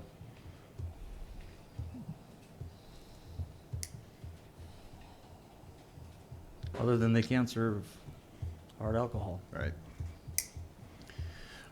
Right now, currently, we have a motion on the table to approve the Chapter 4 with the amendment of the restaurants as catering an event. That motion has been put forth by Commissioner Oderman, second by Commissioner Soboluk. Any further discussion?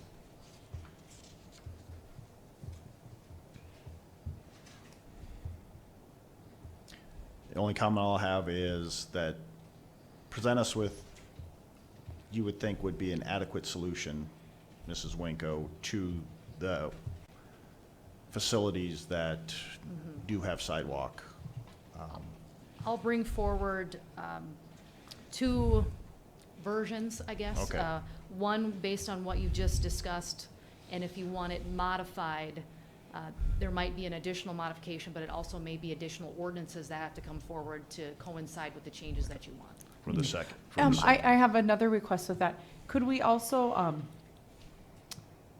as it's being posted in our notes, like the sidewalk permit be posted with that too, so that we can reference both very easily? so that we can look to see what is all referenced during that and it's clear. Thank you. Do we do any of these sidewalk permits anywhere but downtown? Maybe it's limited to the downtown zoning district.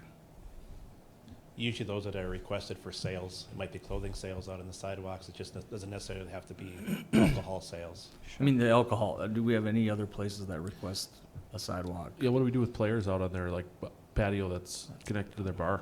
That is part of their licensed Okay. Those premises. are designated, like Liquid Assets, Yeah. or neighbors, that was their designated serving area, but. Ms. Mr. Finstock, Schwint are was you back aware of there any shaking others his head for- no, so. They're usually part of their drawing Yeah. of the original permit. So, I mean, that's another, something we can look at. Maybe we just limit it to downtown area. I don't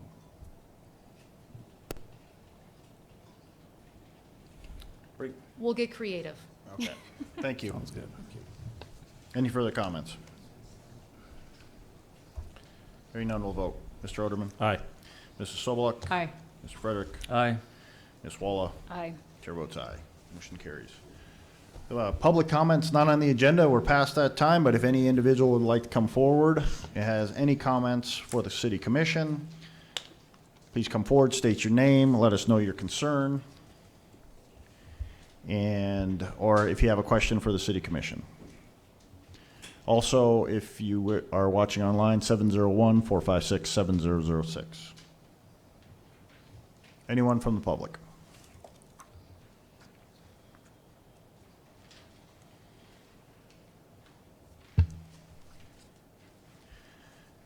Anyone from the public have any concerns not on the agenda this evening?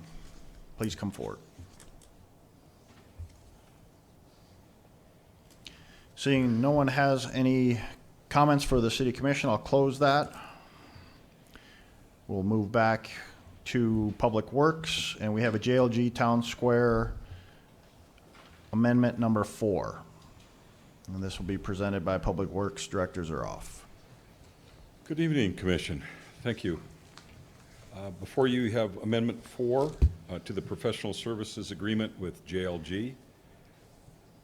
Previous concerns and questions, there were 4 of them. One was the power, one was the stage height, and one was the access. I think all those were answered at a couple meetings ago.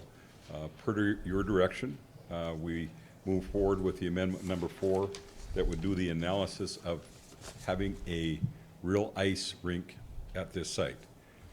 I guess if approved tonight too, I do want to discuss who you want as stakeholders to decide, you know, what you want for an ice skating rink, what manufacturer, and that. So I would hope to have some discussion or who you want JLG to meet with.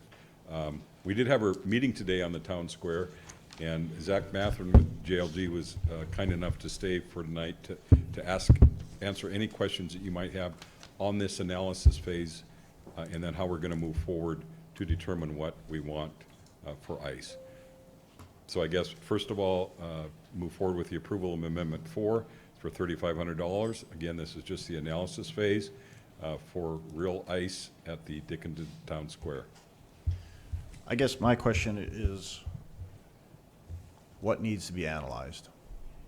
Well, That's mine as well. I'll let our architect talk about that. It is in the professionals agreement, services agreement, and we can, if he would want to go through that. Zach, I don't know if we're going to let you leave if you bring this weather with you every time you come. Good evening, Commissioners. Zach Mathern with JLG Architects. We reviewed the additional services proposal a few commission meetings ago. I will talk through the portable ice rink infrastructure. There are several implications involved, and so before we actually make any design changes, we want to kind of review the implications with you as the owner and any stakeholders involved. I have a sample of those implications. It's not necessarily all-inclusive, but it represents the primary items that could affect other aspects of the design and construction. So the current proposal we've received from the DDEA, DID, to provide a portable ice rink system. Includes 2 chillers, so those are mechanical units that are very large, and they need a place to go. So we would study where those should go, and if there's any infrastructure needed to support those, such as a concrete pad that they would sit on, and power infrastructure to power those chillers. We also want to study with your group whether there should be any screening or fencing of those chillers for safety and visual purposes. Also, these chillers connect to the ice rink with large pipes where the cooling is transferred from the chillers to the ice rink itself. There's some decisions to be made whether those pipes would simply lay on the ground or if there should be an underground pathway so that you don't have to build a ramp or that they're not causing a tripping hazard in the plaza. Last few items, electrical service to those chillers. There's a question of whether we should move in-grade electrical boxes in the plaza so they don't fill with water when you do have a real ice melting on the site. And then kind of the last item is related to the slope of the site. It currently does have a slope for drainage, but when you have a portable ice rink, that slope is problematic because at one end, the ice may be 1 inch thick and the other end, the ice would be 6 inches thick, and that's hard to maintain. So we either need to permanently change the slope of the concrete, or on a yearly basis, you would have to come in with sand or a material to level that. And that's a requirement of the ice rink provider. So it's a matter of, do you want to pay for that up front as a change to the plaza design, or do you want to have that as a yearly kind of maintenance cost to install? So those are the things that we would kind of meet with our engineering and design team and the group that you designate to work through those questions before we actually change the design or move forward with any of them. I have a question. Is that, Yes. I mean, the original concept that you guys designed for this showed an ice rink in the wintertime. So when we were drawing all these grades and slopes and possible outlet locations, we never decided to keep that in mind, or? That's where I'm struggling. I mean, it showed on the original concept an ice rink in that area. Yep, and we had discussions whether that should be a synthetic ice rink or a real ice rink. And Does that matter, though? It does matter, yes. Mr. President, Mr. Zuroff. I would imagine we have a lot of sand we have to get rid of throughout the year with Public Works. We do, and we always carry sand. We always have a sand pile. It'd just be doing that annually, and I guess determining how much you want to prepare for an ice rink or how much you want to have in place. And I guess that's, and what type of ice rink we want at that site. But yeah, I mean, it can, we have sand, we have those sort of things. Okay. It just, how's that going to affect the, maybe, you know, flowers or grass or whatever's there? I don't know. So Okay. that's what we're going to look at.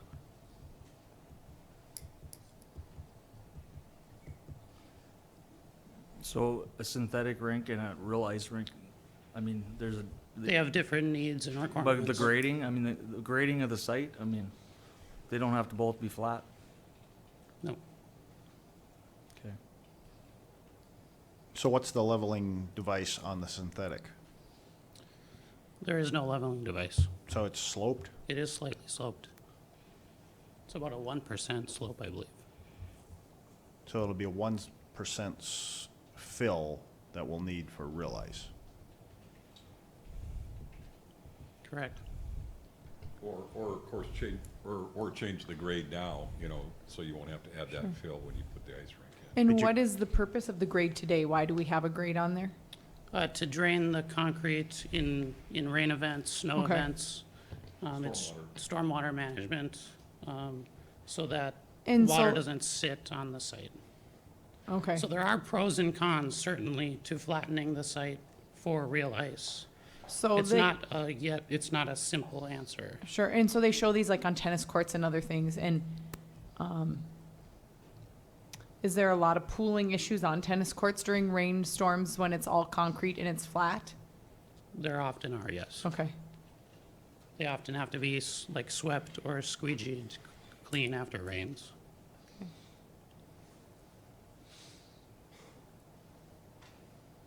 And I guess having rain would be a good problem for us. I feel like we don't get too much of Yeah. that here, but. Usually not a problem.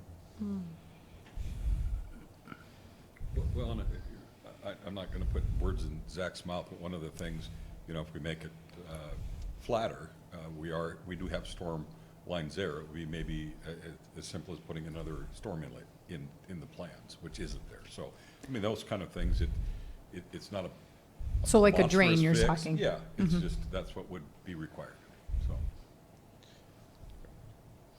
I would move to approve the amendment. I'll second it. Motion to approve the amendment with a second. I guess my one comment would be is the desire of the group raising, they say they have the money to raise to have real ice, that I guess we do need to look at this and make sure that it accommodates their desire. I don't know necessarily if we need to bury the chiller lines. I think that's something that you could probably put those chillers close enough and kind of set an area off limits.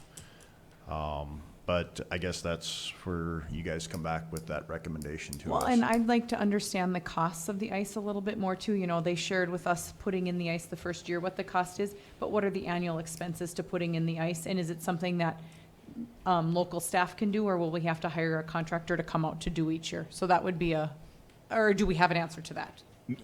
I don't think we do, but Okay. I guess one thing, you know, you guys are the approval group, right? Yeah. So if you have somebody that wants to be part of these, I really would like somebody to be part of these Yeah. meetings. Because if we go one direction and the commission decides to go another, Sure. you know, we need to get the decisions made and move forward. Even if we use glice, somebody has to install it. It's not there year round. So the rink gets installed, artificial or real, regardless of what we choose, there's installation and storage. So, Based on my recollection of some of the conversations we had, the company they were talking to would bring it in and then take it out. Yeah, I mean, If it was the you rent- can hire them to do it. They'll even store Yeah. it for you if you want, but. I don't think we ought to go that far. I think we have capable people in the city of Dickinson to put these up and take them down. So.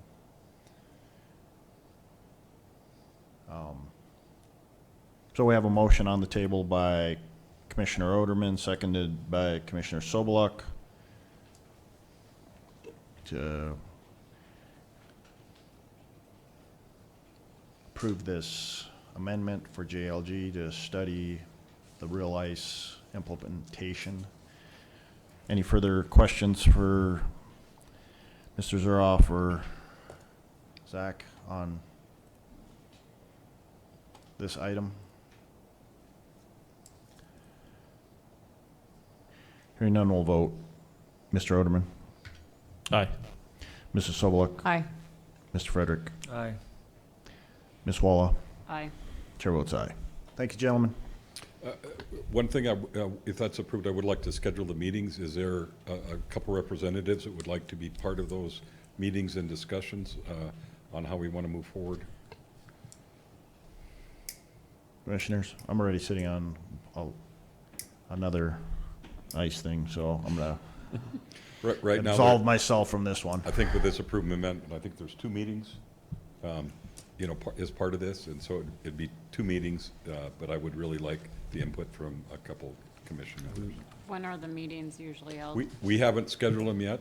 They're to be scheduled. If it doesn't take a lot on my work day, I can, Okay. since I've been on the And task force. Yeah, we sat on the task force, I guess. We should invite Christie probably as Yeah. well. Right, I think I'd do the DOD, DID, Whoever. and Jason and Nikki, and I'll try to set up some meetings if that works. Yep. Okay, appreciate your Sounds like a time. plan, Mr. Thank you. Roth. Thank you. All right, moving into planning, we have Kinsel subdivision consideration to approve second reading and final passage of ordinance 1745. This will be handled by City County Planner Steve Josephson. Again, this is ordinance 1745. Good evening, Mr. President, Commissioner Steve Josephson. You have before you a second reading of ordinance 1745. This is a zoning map amendment in the Kinsel subdivision for a 1.54 acre home site. This is the second reading. The commission at the last meeting voted for approval. There's no changes between what you heard then and what you have before you now. And I'm here to try and answer some questions. I'm pinch hitting for Mr. Hadley, so, but I'm here to answer any questions you may have. Thank you, Mr. Josephson. Any questions on 1745? There are no questions. I'd look for a motion. Mr. President, I move to approve final passage of ordinance 1745. We have a motion to approve ordinance 1745 by Commissioner Frederick, Second. second by Commissioner Walla. Any further discussion?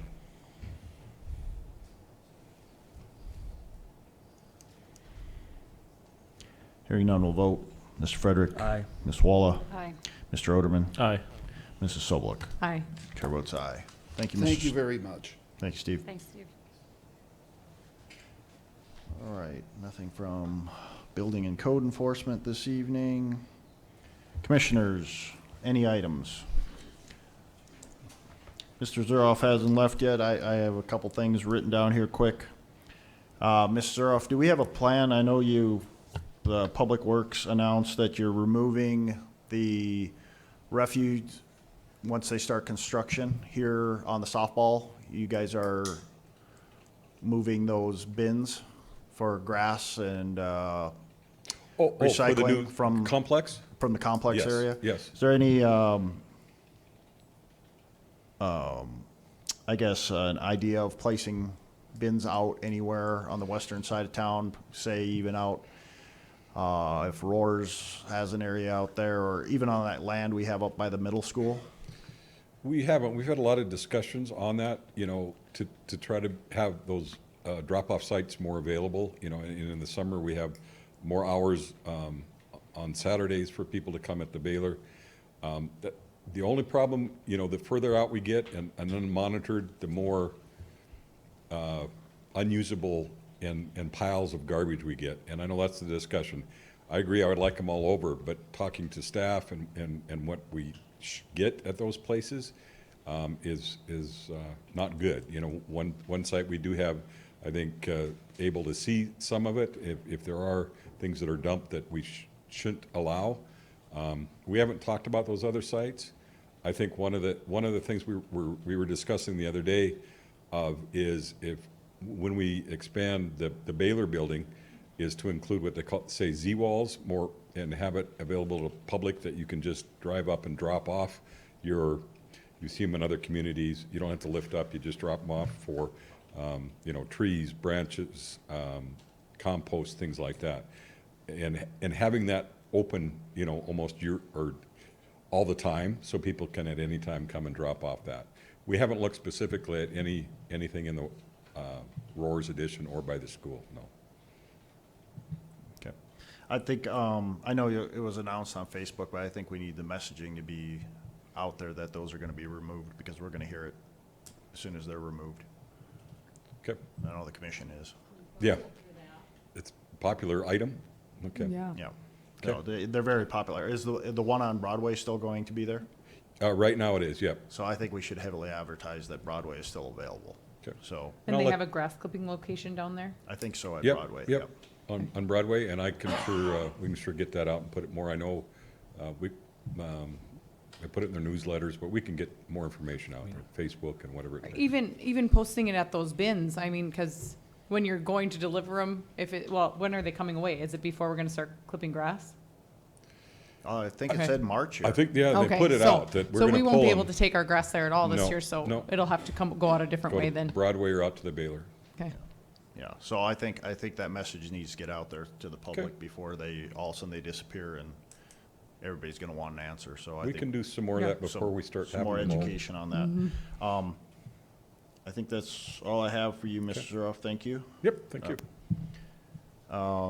For engineering and planning and zoning, I would like if we could get a list again of all the empty lots that the city has, put them up for bid again with valuation on them. There's no point sitting on empty lots. They need to go out for bids again. And also, we need to look at the process. I know I talked with Mr. Winningham. I'll talk with the interim city administrator about the process of putting in a bid. If they do put a bid in below the valuation level, so that they have an explanation why they're putting in a bid. Sometimes they're putting in bids and they're saying, well, I would buy this, but I'm gonna have to do X, Y, and Z upgrade to it, say sidewalk. I know we have one property that's a existing parking lot that is not in great shape. They're probably going to have to do something to that. So if they have an explanation and the bid comes in underneath the minimum, at least we have that then as a commission, we could approve the sale of that below the minimum valuation. Now that we have an idea of our public safety training center, how big of location it's going to be, roughly 31 acres, I would like to see us put out an RFP for a master plan of that land on the south side. Had multiple people contact me, and I know there's some that have contacted the city. They're looking for land. So I think we need to master plan that area down there around the training center. On that note, I have gotten a question from some people that live out that way on how is the traffic going to be affected out there? And will that road be appropriate, or is it going to get quite busy out there? And so, because, it narrows down to just that 2-lane. It goes from that wider road and then it narrows down. So something just to make sure we keep in the plan as we're looking at it, or making sure we're. Commissioner Soblik, as part of that RFP, whoever we would bring on board to do that planning, they would look at that traffic and what those impacts would be. So you would have that information as we move forward. Thank you. Okay. And then once we start the process here of selecting the city administrator, we're gonna have to form up boards again.